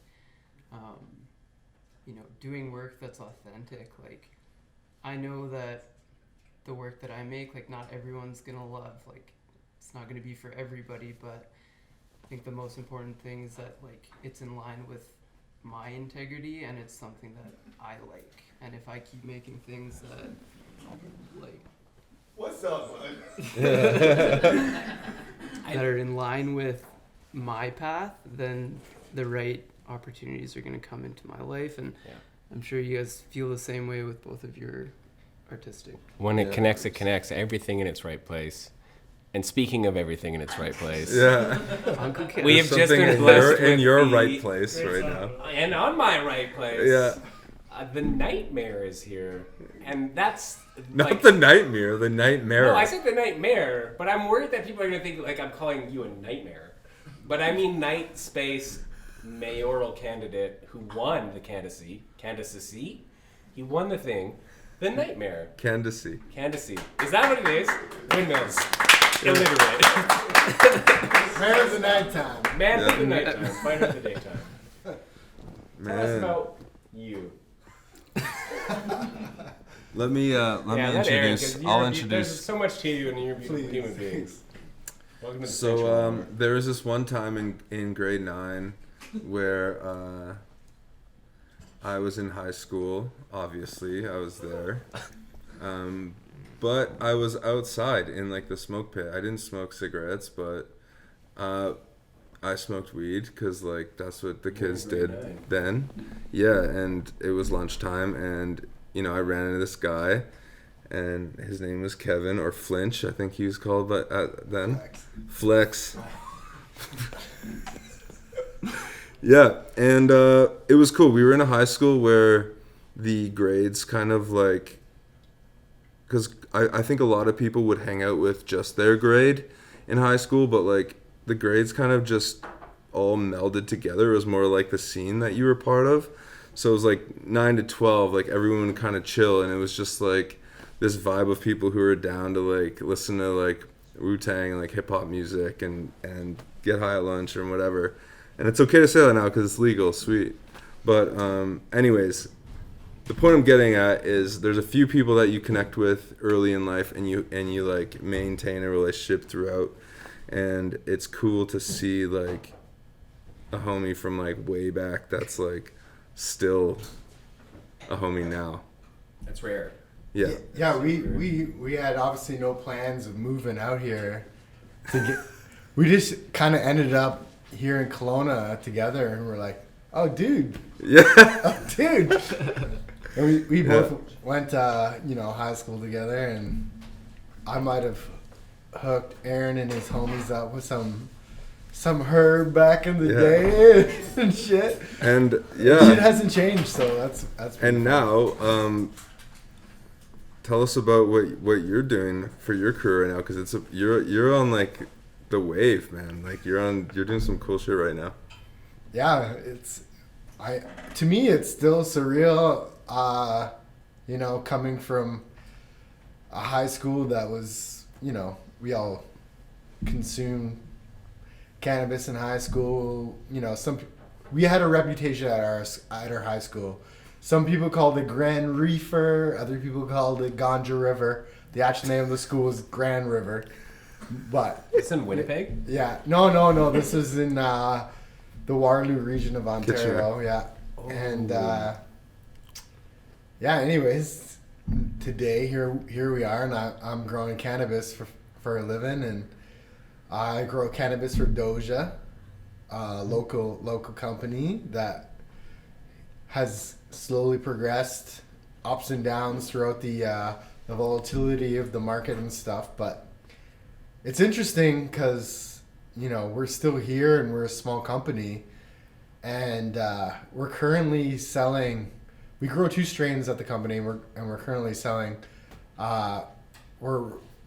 There's a company called Headset.io, and they monitor point of sale and whatnot, and we're ranked number 1 and 2 for the last 2 months across BC, which is some of the hardest legal market in the country, because there's such a big influence in the black market still. And so to hold down 1 and 2 is kind of it is kind of surreal. We started small and we're still here, and we're trying to put the best minimalist premium flower forward. And yeah, I guess we're riding the wave. I played my part in that, and I'm not very big on taking credit for it. I've had a really cool team work with me, and we're a group of young people, and we're holding down the top spot in an industry filled with people who've been doing it for years. So I got a shout out to All-star the whole rookies, crew. man. All-star rookies are All-star rookies, exactly. Yeah. the sweet spot. So you also you play a part in the creative scene here. And you've been a staple at Fireside for Yeah. a few years now as well. Yeah. Yeah, What definitely. are you doing creatively? I like Aaron. I have ADD, and I can't just focus on one. Oh, now we know that Aaron has ADD. I can't focus on one. I can't focus on one thing. I really love music, same as him. I also play the bass. I really like holding down that back spot, and I have to be honest. My only goal every time I play music is try to get some elderly lady up there to break her hip. So I just want to go up and break old ladies' hips. That's my only goal. Yeah. Where does that come from? Wait, and has it happened? And now it's like, I want this to be a reoccurring thing? Was that the bar that was set? Okay, one time How do you put on a bass and then say, you know what? I want to break an old woman's hip. Happened once, just can't get enough. it legitimately happened once at Ben Lee Skate Park. We did a show, outdoor concert there, and a bunch of the people from the surrounding community homes showed up, and legitimately I seen people jump out of their wheelchair, and I was just like, oh my god, that old lady's gonna break her hip.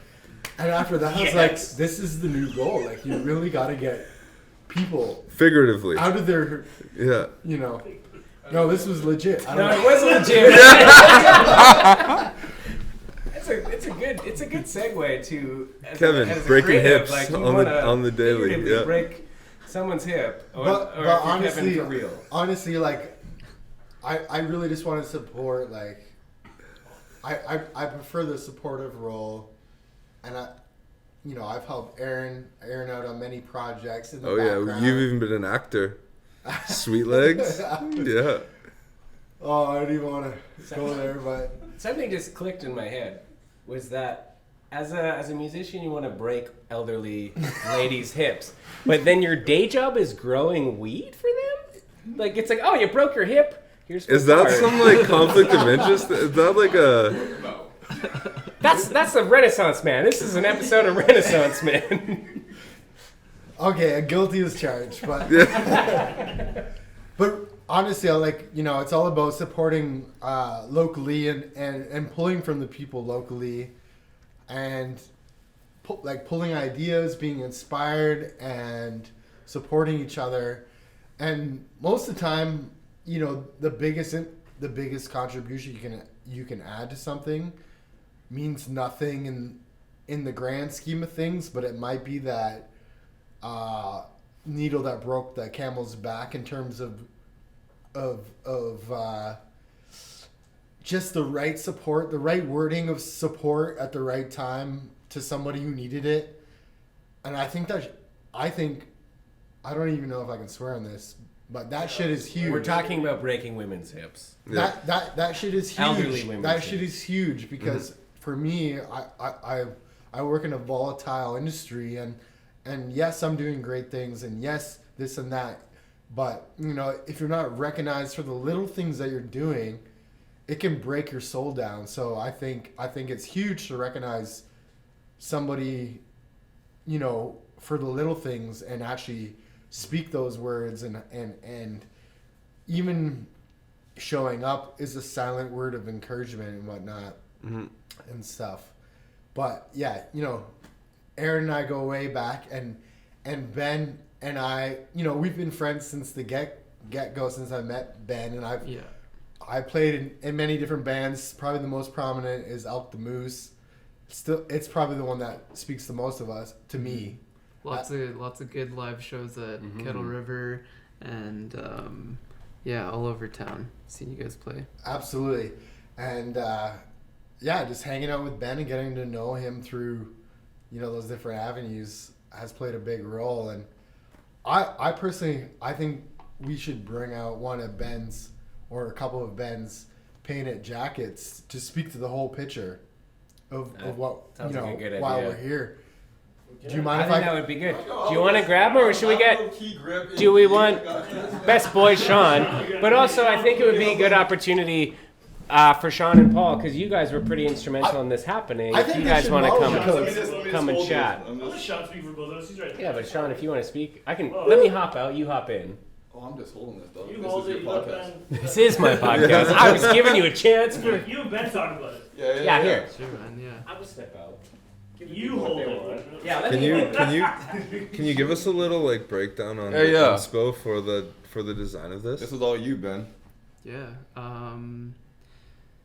I painted that one end of last summer, and this was, after witnessing all the things that were going on in the world with the police brutality and racial inequality. And the image is Huey Newton, who is one of the founding members of Black Panther Party.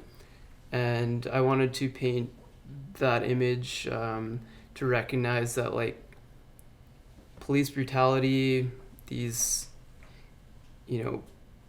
forms of injustice have been happening for a long time, and these issues are not new. And I'm not going to speak on it too much, but I just wanted to paint the piece as an ode to a long-standing issue that has still not been resolved in the systems that are meant to serve and protect the people, not brutalize them and kill them. And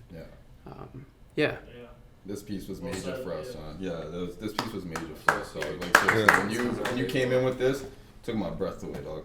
And I'm gonna let your words stand and let it stand on that. One thing I'll say to everybody, you see this beautiful piece, we are going to be raffling this off actually, okay?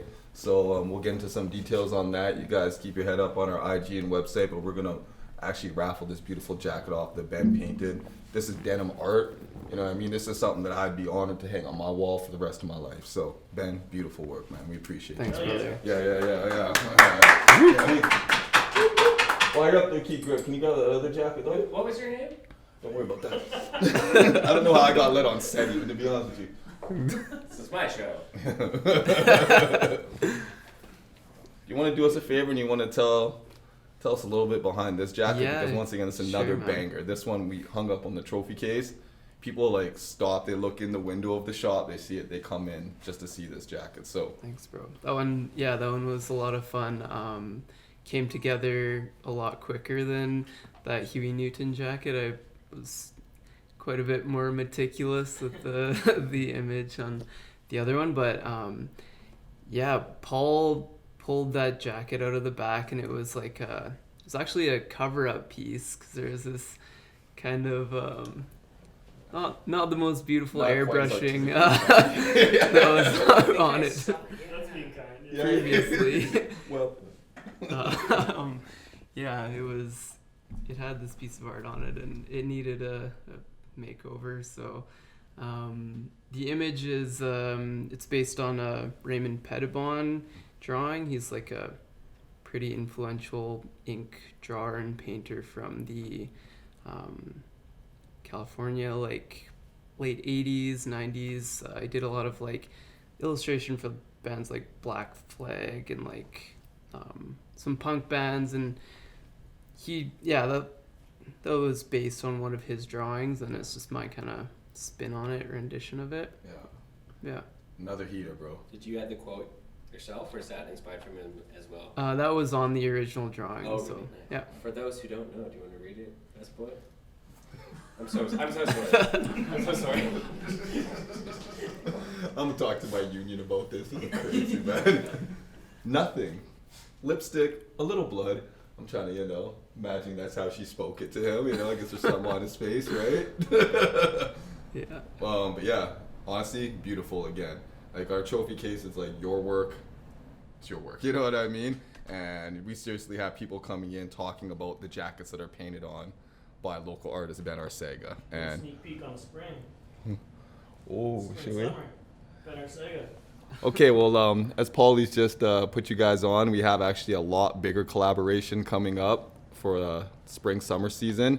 I think we are all in agreement that we're going to do something in fashion and events that hasn't really been done in the Kelowna area. I think it's going to be pretty wild. If Ben wants to speak on that, I'm going to let him speak on that. But other than that, we're a little bit tight-lipped about it, but you Yeah. get to share whatever you like. I mean, it's Keep it. still February, and that's something that we're planning for late June, early July, midsummer. Don't want to say too much about it, but pretty excited for Yeah. what we're gonna bring.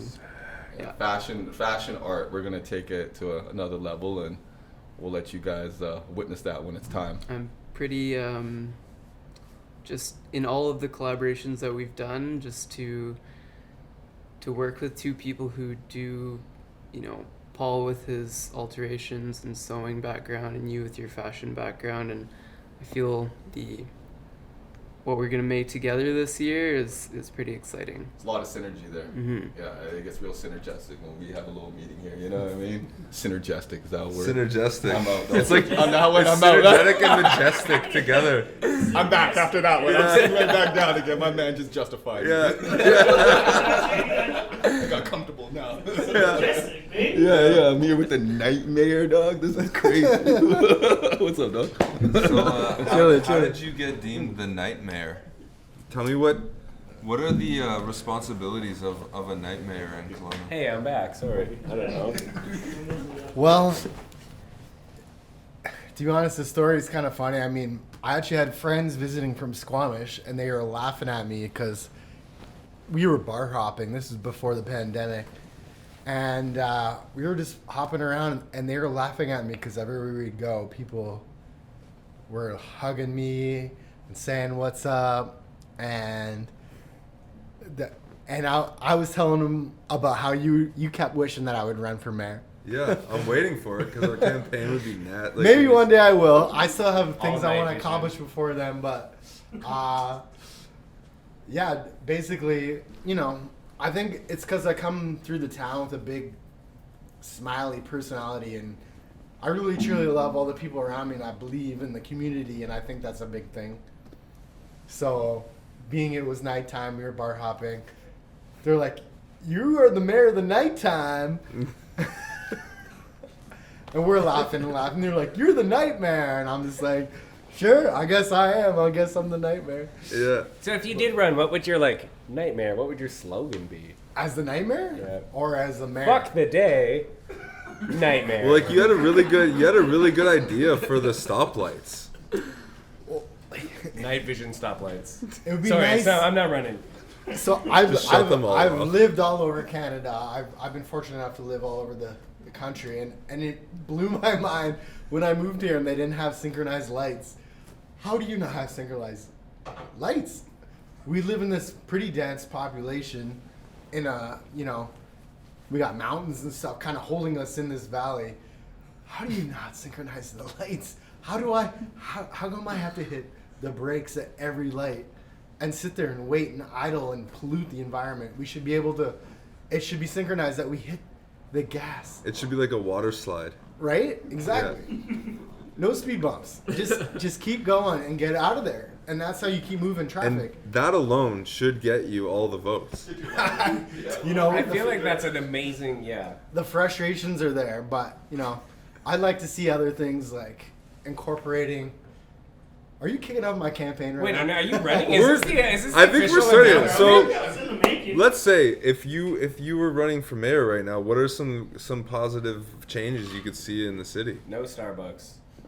Well, that's already done. Oh, that's Paul's fault. That's Paul. Yeah, Paul shut down the I mean- actual mayor when it comes to Starbucks and coffee, but that's not the nightmare's Episode problem. 2. That's the day mayor's problem.